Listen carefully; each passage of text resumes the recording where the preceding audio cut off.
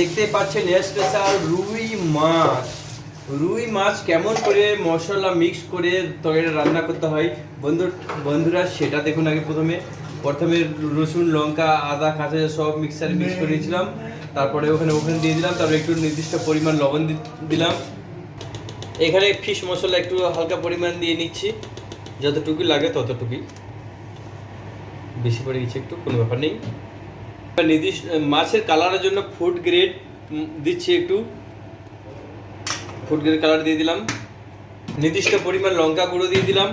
ডিম, এই যে ডিম দিচ্ছি মাছটার উপরে, দেখুন দেখতে পাচ্ছেন,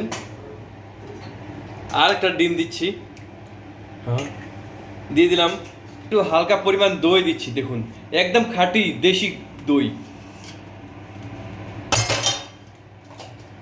এবার দেখুন মাছটাকে সুন্দরভাবে মিক্স করে নিই।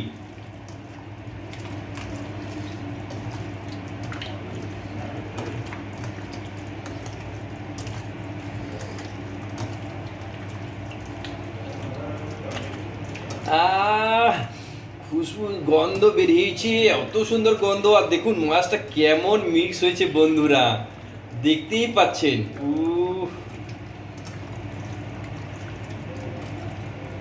ভিডিওটা আমার ফার্স্ট থেকে লাস্ট পর্যন্ত দেখবেন।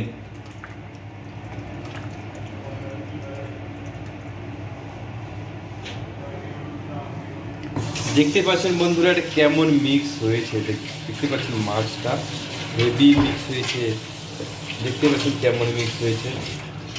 এটা কিছু সময়ের জন্য এটা রেখে দেব। দেখতে পাচ্ছেন এখানে মাছটা ফ্রাই করছে, এখানটাতে তেল প্রথমে ঢেলে দিলাম, ওভেনটা চালিয়ে দিয়েছি, তারপরে মাছ এখানে ফ্রাই হচ্ছে।